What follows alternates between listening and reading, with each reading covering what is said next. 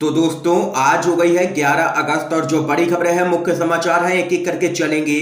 तमाम बेहद बड़ी अपडेट्स आप तक आगे इसी वीडियो के माध्यम से पहुंचाएंगे। तो वहीं दोस्तों खबरों की तरफ चलने से पहले आप लोगों से एक छोटा सा निवेदन है कि अगर आप लोग भी यूपी के विधानसभा चुनावों में सीधे तौर पर सत्ता परिवर्तन की लहर को देखते हैं तो अब इस वीडियो को लाइक कीजिएगा, लाल कलर के बटन को दबा करके अभी चैनल को सब्सक्राइब करके बेल के आइकन को जरूर दबाइएगा दोस्तों। और कमेंट बॉक्स में किसानों के समर्थन में कमेंट करना बिल्कुल भी मत भूलिएगा। जय जवान जय किसान, बायकॉट गोदी मीडिया। पहली बड़ी खबर की तरफ चलते हैं दोस्तों। सुल्तानपुर एमपी एमएलए कोर्ट ने स्मृति ईरानी के खिलाफ दायर केस में दिए हैं जांच के आदेश। स्मृति ईरानी की बढ़ेंगी मुश्किलें, आप लोगों को बताते चलें। जिले की एमपी एमएलए कोर्ट के विशेष न्यायाधीश पीके जयंत ने केंद्रीय मंत्री स्मृति ईरानी के खिलाफ दायर मानहानि के मुकदमे में गौरीगंज कोतवाल को इलेक्ट्रॉनिक व अन्य साक्ष्य से संबंधित जांच करने का आदेश दिया है। कोर्ट ने यह आदेश अंतर्राष्ट्रीय निशानेबाज की अर्जी पर दिया है। कोर्ट ने मामले में अगली सुनवाई के लिए 18 अगस्त की तारीख यहां पर तय की है। पुलिस रिपोर्ट आने के बाद केंद्रीय मंत्री स्मृति ईरानी की तलबी के बिंदु पर सुनवाई कोर्ट करेगी। कोर्ट के आदेश से केंद्रीय मंत्री की मुश्किलें यहां पर सीधे तौर पर बढ़ सकती हैं। और वहीं आप लोगों को बताते चलें, अंतर्राष्ट्रीय निशानेबाज वर्तिका सिंह ने केंद्रीय मंत्री स्मृति ईरानी के खिलाफ एमपी एमएलए की विशेष कोर्ट में मानहानि का मुकदमा दायर किया था। उसी पूरे मामले में स्मृति ईरानी की मुश्किलें बढ़ती हुई नजर आ रही हैं दोस्तों। एक और बड़ी खबर की तरफ बढ़ते हैं। संसद में मोदी सरकार को लगा है बड़ा झटका। संसद में बीजेपी के कई सांसद रहे हैं गायब, तो पीएम मोदी हुए नाराज, मंगाई है अनुपस्थित सांसदों की लिस्ट। जी हां दोस्तों, पीएम मोदी ने राज्यसभा से बीजेपी के ज्यादातर सदस्यों के अनुपस्थित रहने के मामले में नाराजगी जताई है।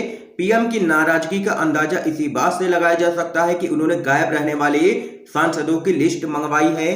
दरअसल आप लोगों को बताते चलें, अधिकरण सुधार विधेयक 2021 को राज्यसभा में पारित किया जाना था, लेकिन इस वक्त भारतीय जनता पार्टी के ज्यादातर सदस्य यहां पर अनुपस्थित रहे, जिस कारण यहां पर बीजेपी को झटका लगा और यह बिल पास नहीं हो पाया, जिसको लेकर के अब प्रधानमंत्री मोदी नाराज बताए जा रहे हैं अनुपस्थित सांसदों से। एक और बड़ी खबर जान लेते हैं।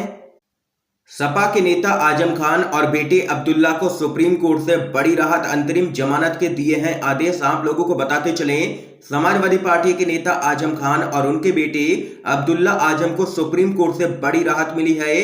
शीर्ष अदालत ने पासपोर्ट पैन कार्ड बनाने में गड़बड़ी से जुड़े मामले में महीनों से सीतापुर जेल में बंद पिता पुत्र को इस मामले में अंतरिम जमानत दे दी है। सुप्रीम कोर्ट ने इस आपराधिक मामले में निचली अदालत को 4 सप्ताह के भीतर दोनों के बयान दर्ज करने के बाद उन्हें जमानत पर रिहा करने को कहा है। आप लोगों को बताते चले, अखिलेश यादव लगातार योगी आदित्यनाथ पर आरोप लगा रहे हैं कि आजम खान और उनके पूरे परिवार पर लगातार फर्जी मुकदमे दर्ज किए जा रहे हैं और बदले की भावना के साथ यहां पर काम किया जा रहा है। ये यहां पर अखिलेश यादव का कहना है और योगी सरकार लगातार बैक फुट पर नजर आ रही है और आजम खान को इस बीच सुप्रीम कोर्ट से मिली है कुछ राहत। एक और बड़ी खबर की तरफ बढ़ते हैं दोस्तों। देश भर में एनआरसी पर अभी तक नहीं हुआ है कोई भी फैसला, लोकसभा में कहना है सरकार का। केंद्र सरकार ने अभी तक पूरे देश में राष्ट्रीय नागरिक रजिस्टर यानी कि एनआरसी बनाने का कोई भी फैसला नहीं लिया है। केंद्रीय गृह राज्य मंत्री नित्यानंद राय ने लोकसभा में पूछे एक सवाल के जवाब में ये बड़ी जानकारी दी है। केंद्रीय गृह राज्य मंत्री नित्यानंद राय ने कहा है कि अभी तक सरकार ने एनआरसी को राष्ट्रीय स्तर पर तैयार करने को लेकर के कोई भी फैसला यहां पर नहीं लिया है। ये यहां पर संसद में कहना है मोदी सरकार का एनआरसी के मुद्दे पर। एक और बड़ी खबर जान लेते हैं। मोदी सरकार का अड़ियल रवैया लगातार कायम है, किसी भी मुद्दे पर चर्चा करने को तैयार नहीं है। सदन में टेबल पर चढ़ गए विपक्षी सांसद, फेंकी है रूल बुक। कृषि कानूनों को लेकर के जोरदार हंगामा। जी हां दोस्तों, 3 कृषि कानूनों के विरोध को लेकर के विपक्षी सांसदों ने संसद में भारी शोरगुल और जोरदार हंगामा किया है और नारेबाजी की है। राज्यसभा में विपक्ष के कई सदस्य सदन के अंदर टेबल पर चढ़ गए और रोल बुक फेंक दी और यहां पर जोरदार तरीके से नारेबाजी की है किसानों के समर्थन में और मोदी सरकार के खिलाफ। ये यहां पर दोस्तों देख सकते हैं कि संसद के दोनों ही सदनों में जबरदस्त हंगामा देखने को मिल रहा है। पेगासस से लेकर के बेरोजगारी का मुद्दा हो या फिर किसानों का मुद्दा हो। एक और बड़ी खबर आ रही है। चुनावों से पहले राजभर का बड़ा बयान, अमित शाह ने मौर्य को मुख्यमंत्री बनाने का किया था वादा, योगी को दे दी बाद में कमान। आप लोगों को बताते चलें, उत्तर प्रदेश में साल 2022 में विधानसभा चुनाव होने वाले हैं। ऐसे में तमाम राजनीतिक दलों ने अपनी अपनी रणनीतियां अभी से ही तैयार करना शुरू कर दिया है। इस बीच आप लोगों को बताते चले, सोहेलदेव भारतीय समाज पार्टी के अध्यक्ष ओम प्रकाश राजभर ने साल 2017 में भाजपा के साथ किए गए गठबंधन को लेकर के एक बड़ा खुलासा किया है।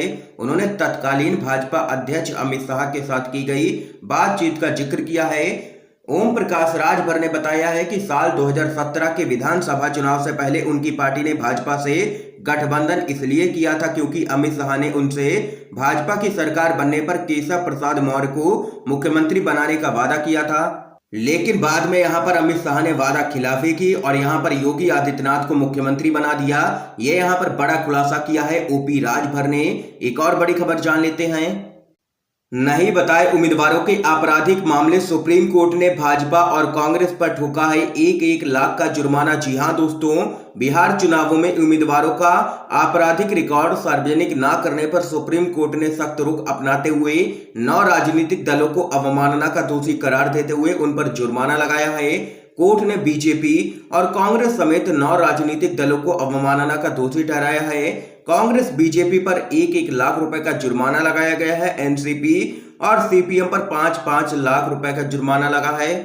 और वहीं सुप्रीम कोर्ट ने चेतावनी दी है कि भविष्य में राजनीतिक दल आदेशों का पालन करें, अन्यथा इसे बहुत ही गंभीरता से लिया जाएगा। एक और बड़ी खबर आ रही है सामने। नरेंद्र मोदी जितना नजरअंदाज करेंगे किसान आंदोलन उतना ही मजबूत होगा, भगवंत मान का बड़ा बयान। जी हां दोस्तों, आम आदमी पार्टी पंजाब के अध्यक्ष और सांसद भगवंत मान ने 3 काले कृषि कानूनों के मुद्दे पर नरेंद्र मोदी के नेतृत्व वाली केंद्र सरकार की आलोचना करते हुए कहा है कि मोदी सरकार की जिद और तानाशाही रवैया किसान आंदोलन को और भी मजबूत कर रही है। केंद्र सरकार की छाती पर बैठा पंजाब का अन्नदाता आंदोलन को जीते बगैर वापस नहीं लौटेगा, ये यहां पर कहना है भगवंत मान का। एक और बड़ी खबर आप लोगों को बताते चलें। अखिलेश यादव ने की है आरक्षण में 50% की सीमा बढ़ाने की मांग। कहा जातिगत जनगणना के आंकड़े तुरंत जारी हो। आप लोगों को बताते चलें, समाजवादी पार्टी के राष्ट्रीय अध्यक्ष अखिलेश यादव ने भाजपा पर ओबीसी वर्गों को गुमराह करने का आरोप लगाया है। उन्होंने कहा है कि आरक्षण की 50% की सीमा को बढ़ाया जाए और जातिगत जनगणना के आंकड़ों को जारी किया जाए। लोकसभा में अन्य पिछड़ा वर्ग ओबीसी से संबंधित संविधान 127वां संशोधन विधेयक 2021 पर चर्चा में भाग लेते हुए अखिलेश यादव ने कहा है कि अगर यूपी में उनकी सरकार बनती है तो वह जातिगत जनगणना कराएंगे। इस दौरान अखिलेश यादव ने कहा है कि बीजेपी ने उत्तर प्रदेश को पूरी तरीके से ठगा है, जनता को मूर्ख बनाया है। उन्होंने कहा है कि बीजेपी ने ओबीसी समुदाय से कहा था मुख्यमंत्री होगा, वादा भी किया था, लेकिन जब मुख्यमंत्री बना तो कौन बना ये सभी को पता है। ये यहां पर जोरदार हमला बीजेपी पर अखिलेश यादव ने बोला है। एक और बड़ी खबर आ रही है सामने।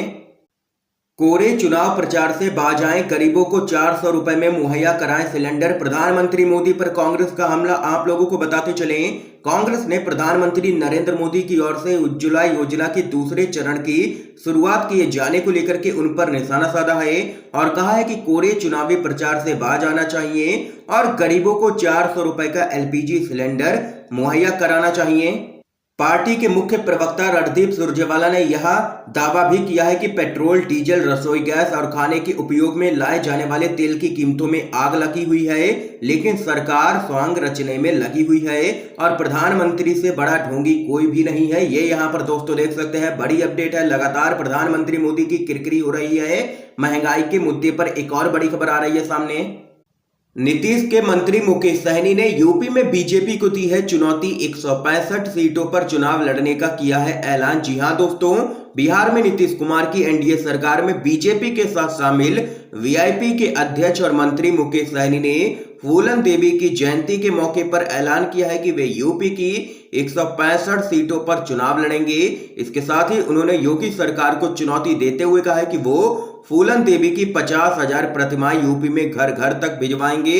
इसके अलावा फूलन देवी के 5 लाख यहां पर लॉकेट और 10 लाख कैलेंडर्स भी यूपी के लोगों को भिजवाएंगे और अगर किसी में दम है तो रोक करके दिखाए। ये यहां पर दो टूक कहना है मुकेश सहनी का और योगी सरकार को खुली चुनौती दे दी है। अब यहां पर देख सकते हैं कि वीआईपी और बीजेपी आमने सामने है यूपी विधानसभा चुनाव से ठीक पहले। एक और बड़ी खबर आ रही है सामने दोस्तों।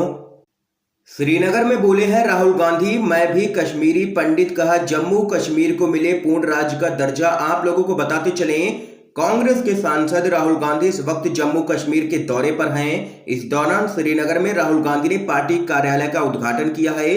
उन्होंने गांदरबल जिले में खीर भवानी मंदिर में माथा भी टेका है। राहुल गांधी ने इस दौरान कहा है कि कांग्रेस जम्मू कश्मीर को पूर्ण राज्य का दर्जा दिलाने के पूरी तरीके से पक्ष में है। निष्पक्ष चुनाव होने चाहिए। इसके साथ ही राहुल गांधी ने कश्मीरी पंडितों का भी मुद्दा यहां पर छेड़ दिया है। ये यहाँ पर दोस्तों आज के समय की सभी बड़ी खबरें थी जो हमने आप लोगों तक पहुंचाई हैं UNVTV के माध्यम से। इन खबरों को लेकर के आप लोगों की क्या कुछ राय है जरूर बता सकते हैं कमेंट बॉक्स में कमेंट करके। अगर आप लोगों को ये वीडियो पसंद आया हो तो लाइक कीजिएगा, ज्यादा से ज्यादा इस वीडियो को शेयर कीजिएगा ताकि आप सभी के दोस्त भी इन खबरों को जान सकें। वीडियो देखने के लिए दोस्तों आप सभी का बहुत बहुत धन्यवाद।